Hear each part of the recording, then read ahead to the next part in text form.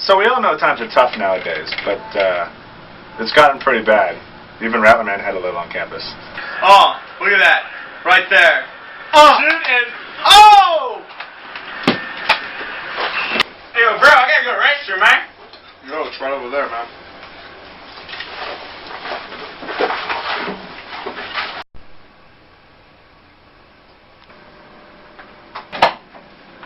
What's up, bro? Rattlerman, Alex told me that you've been shedding while he's in the room, and that's just not cool. Needless to say, it might not work out. But we'll keep trying.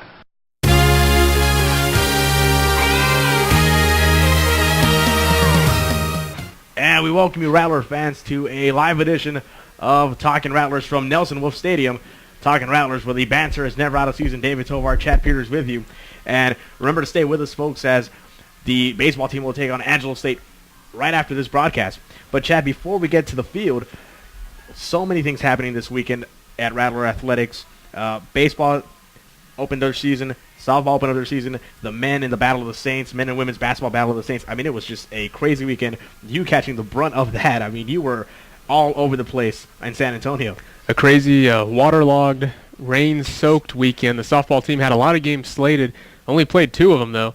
The last one there, what was it, Friday night, Saturday night? Friday night. Nights kind of blurred together at this point. Yeah, I mean, it was just so long. That one day, Friday, blurred together. They were out there at the SAIC Sports Complex from about 9 a.m. until 11 o'clock at night. And I felt that I was there from 3 to 9. 3 to 11. It felt like 9 to 11. Yeah.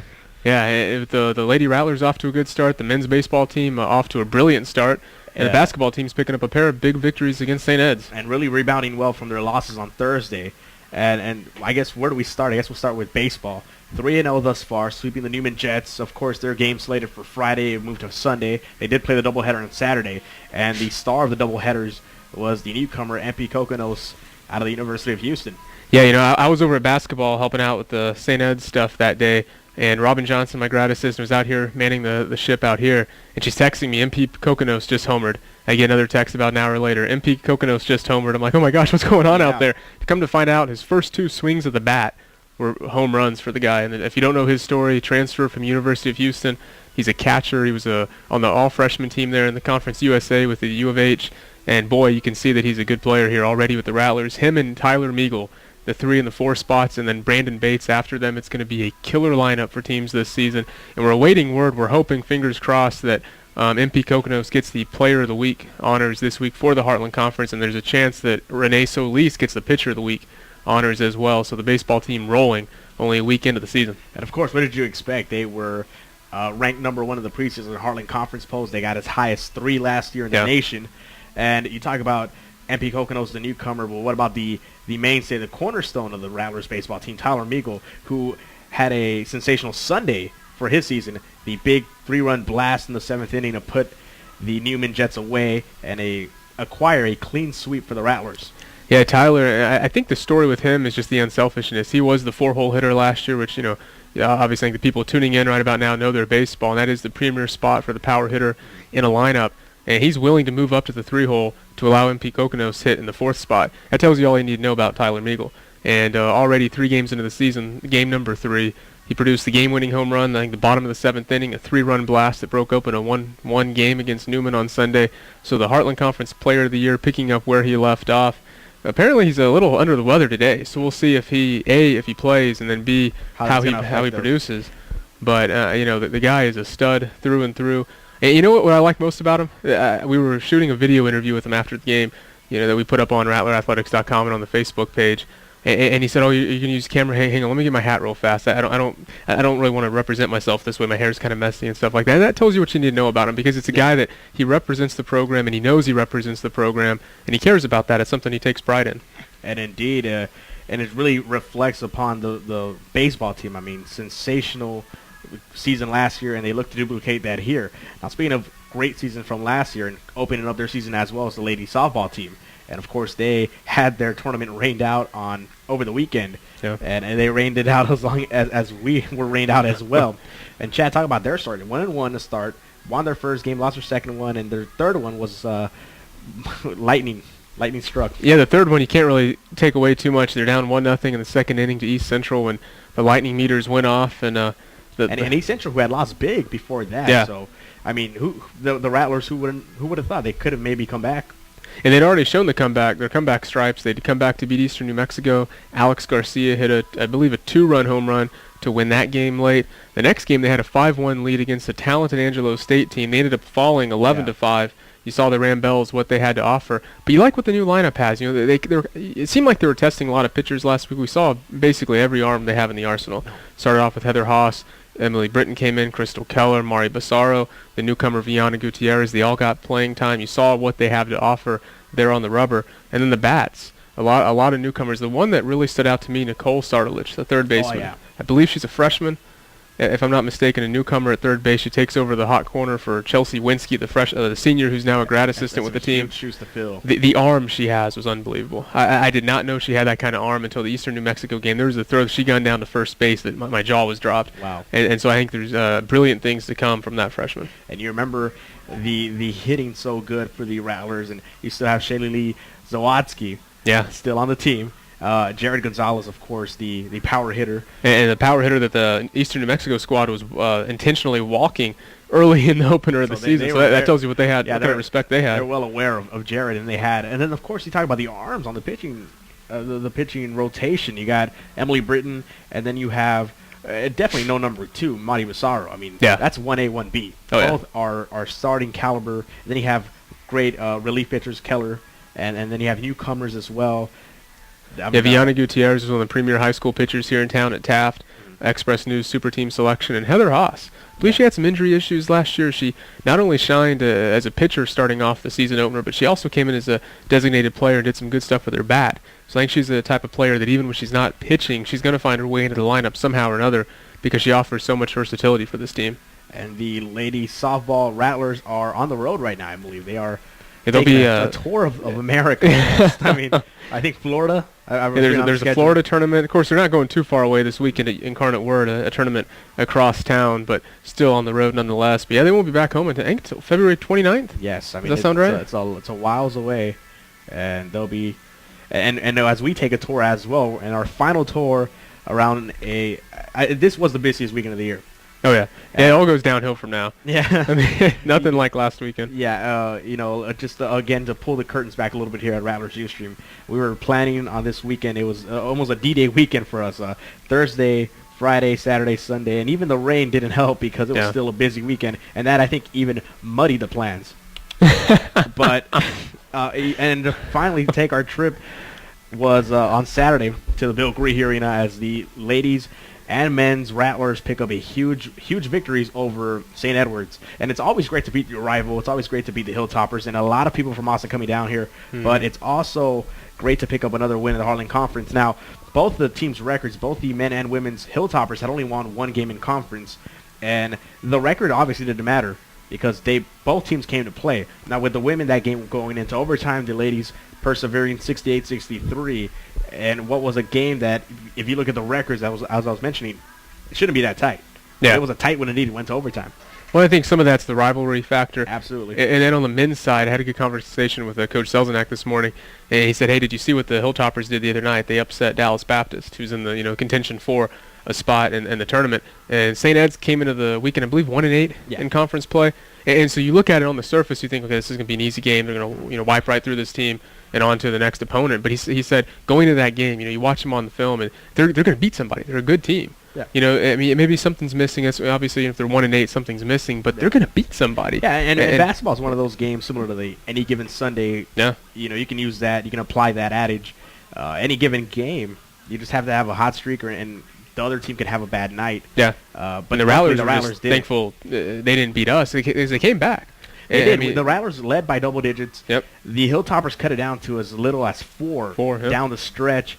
But I'll admit, Chad, I think to me it was one of those games where, and me and Raul Tovar, who were calling the game, we even said, this game's going to get close, but I don't think the Rattlers are going to ever lose this one. They just had their foot on the pedal, and while they kind of let off, they never let the foot go. So, definitely. But much credit to the Hilltoppers, though. They came back and made it interesting. Yeah.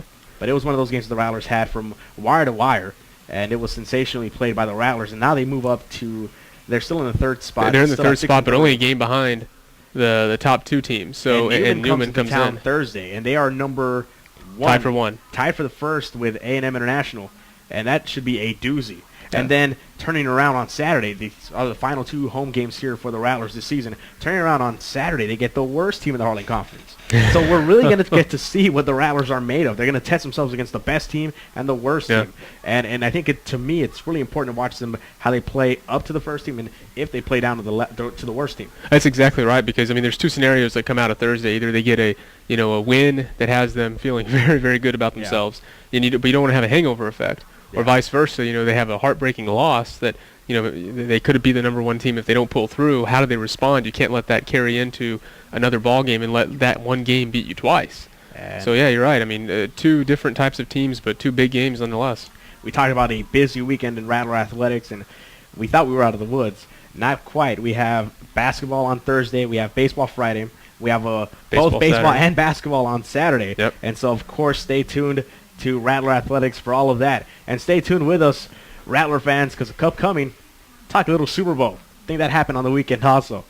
Stay with us, Talkin Rattlers, where the banter is never out of season. More of coming on Rattlers Ustream Live. So Res Live thought that we'd try to build some more morale in the halls, and we thought, why not use the Rowdy Rattlers? 1 more minute. 1 more minute. 1 more minute. 1 more minute. 1 more minute.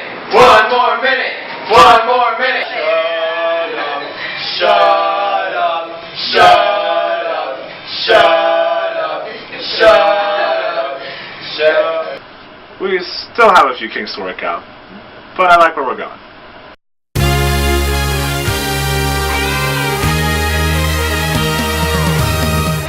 I've never seen a guy really dunk live. Watching Rattlers live on Ustream. And welcome back, Rattler fans. Talkin Rattlers, where the banter is never out of season. Chad Peters, David Tovar. And Chad, we talked about a busy weekend in Rattler Athletics. Softball, baseball, basketball, all going on. And it culminates with the biggest sporting event in America, the Super Bowl. Super Bowl 46, and the Giants defeating the Patriots. And once again, as two Cowboy fans that are before you are, Eli has another ring and more bragging rights for the New York Giants. I think just about everyone on our staff called that game except us. And that's maybe some blind optimism. We went with our hearts, and with Valentine's Day coming up, we went with our hearts. I think we're following a theme there. Yep. But Chad, tell me about the game. You're a huge football guy, and I'm sure you were watching it, not for the commercials. Well, and that was the funny part. We had a watching party, and kind of one contingency was there for the commercials, one contingency there for the halftime, and then about three of us there for the ball game. And so, at the end, when they kept replaying Manningham's catch, and when Bradshaw fell backward in the end zone, kind of accidentally, and all that stuff for the surprise winning touchdown. Yeah. Some of the party goers were just kind of like, okay, what is this junk? Can we get back to the commercials? And I'm like, this is one of the best plays you'll see. All right. Well, there's a lot of aspects to cover on the Super Bowl. Let's talk the field first. Yeah. Tell me anything that stood out to you, Chad. Well, I thought that it was weird because the whole middle part of the game was just bizarre. I mean, I think starting with Brady's safety to kick off the game, and you don't really see an intentional grounding on a ball that goes 40 yards down the field. Yeah. Much less an intentional grounding that goes for a safety in that scenario. And then when it was 17-15, I remember turning to my friend and kind of asking who in the world's the MVP of this game? If it ended right now with 4.5 minutes left, the Patriots having the ball up by 2, who's the MVP? The winning team, Brady, he's got a pick. He has a safety. Do you really give it to him? What's he done? I mean, it was a bizarre finish, but But you got to give it to Eli because he had another drive that beat Goliath, and took down the Patriots. I'm sure Brady and Giselle never want to see him again. And that's a feather in Eli's cap. Another feather and another Brady off Brady fur. And to me, I think what stood out to me was the drops. I felt terrible for Brady. I mean, all three of his receivers dropped it. Yeah, Brown, Welker, and Hernandez. And then Gronkowski, of course, wasn't himself. Yeah, that was a big factor. I really thought Aaron Hernandez, the other star tight end, might step up and kind of replace him a little bit, to have a 120-yard game, make people forget about Gronkowski. But you saw how important he is to that team. yeah, his inability. I thought the interception down the field where Brady kind of just lobbed it up to him. He had no jump, couldn't get up at all. Easy interception for a linebacker that was on the streets a few weeks ago. Yeah. And I mean, yeah, I think Gronkowski being out was a big deal. Tell me about the lob at the end of the game, Hail Mary into the end zone. If Gronkowski had his ankle, do you think he would have made the catch? I mean, or at least able to. I kind of think he would have. Yeah, because bobble. you can see. I mean, he just didn't have any explosiveness. He kind of fell awkwardly to the ball. I'm sure the Giants were just thankful that Tim Tebow wasn't the one quarterbacking that situation. How awesome was how awesome would it have been to see the Super Bowl finish on a Hail Mary bobble? That would have been crazy. I mean, but I think we can only get lucky once. We escaped the Smith-Flacco Super Bowl, and we just can't get that awesome ending. The on-field stuff, is this Super Bowl memorable? It was a good finish. I mean, the final drive was good. The fourth quarter, I think, was. Yeah. And if you look at the Nielsen's, every quarter the viewership dropped, and I think I think the game was very slow. It picked up in the last 6 minutes, and then that final minute, you wanted to see Brady's magic, see if he had it.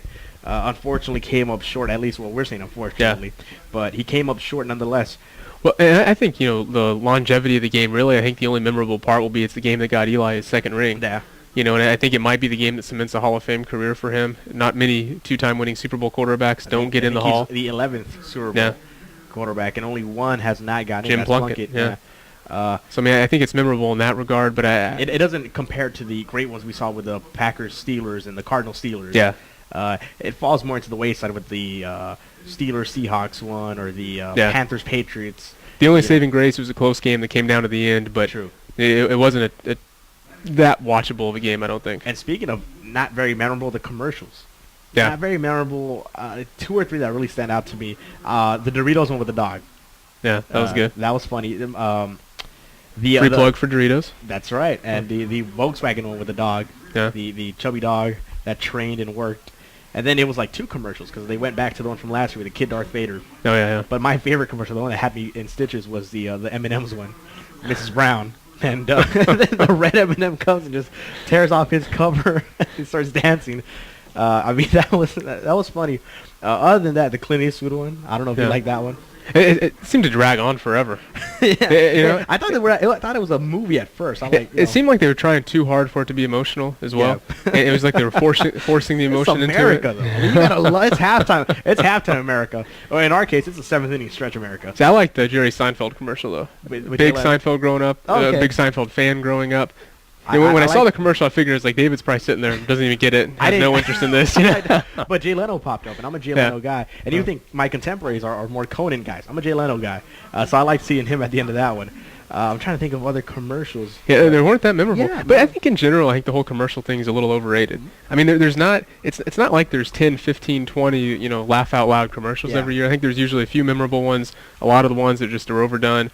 They're either too racy, they're too over the top, they're just not funny to begin with. But you had some pick of the litter there. Yeah. And then another aspect of the halftime show. That's not in your age range, I think. I've never been a big Madonna fan, to be honest. Yeah, I mean, surprisingly, I like Lady Gaga. I think her music's pretty fun to listen to. I like Lady Gaga Madonna's too. just I never really. And I think got into her stuff. That's what Madonna was going for. I think Lady Gaga thing. And here, a week and a half away from my 21st birthday, so I missed the whole Madonna boat.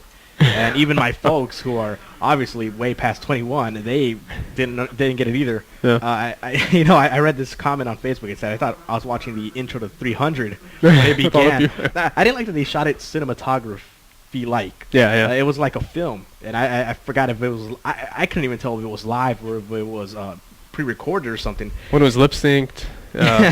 She almost stumbled. I did see that. A lot of people pointed out that she stumbled. Then you had Nicki Minaj come out, you had MIA, you had LMFAO, and you had CeeLo come out. Yeah, I like the LMFAO appearance. I thought that added a little bit to it. I was talking to a couple of friends, and we kind of just said, why didn't LMFAO get booked to do this? I mean, they have a lot of contemporary songs. You bring somebody from the 80s to do a halftime show in 2012. I mean, that's very impressive. I don't know who's booking that. My thinking, honestly, I mean, if I can book this, I just have the people from The Voice. Just have Christina, Adam Levine from Room 5, and CeeLo. Trot them all out there. It's Blake Shelton. Blake Shelton? The fourth fella. That's right. That's country. I don't listen to country. maybe you're a country guy. Not really. There's still 4 seats up there. That's I didn't include Blake Shelton for a reason. I didn't know what he would do. Like, what would he be strumming the guitar the entire way? But nonetheless, it was a Super Bowl, and of course it's an event. You know, hopefully you had a great time with your families, friends, co-workers. We didn't spend it together this year. No, yeah, we were close though. We were close to having it again in the SAISD press box. Coach Donna Fields, fortunately enough, she just decided to kind of cancel the tournament there, let everyone have enjoy their Super Bowl after the lightning delays. But yeah, it turned out a crazy weekend we expected it to be. Turned out to be even kind of wilder with all the delays, cancellations, staying in there till 11 o'clock. Yeah, with lightning, and just a wild drive home after that Friday night softball game. Everyone texting everyone to make sure they got home safely, because it was something else. And thankfully everybody is safe. Well, Rattler fans, that will do it for us. Talking Rattlers, where their banter is never out of season. A couple plugs. Stay tuned as the men's baseball team will take on Angelo State upcoming. And of course, this week, another wild weekend in Rattler athletics. Got the men and women basketball on Thursday. Got men's baseball on Friday. Then both baseball and basketball on Saturday. Stay tuned with everything RattlerAthletics.com. Chad Peters, David Tovar, live from Nelson Wolff Stadium. You've been watching Talking Rattlers, where their banter is never out of season on Rattlers Ustream Live. You're watching Rattlers Live on Ustream.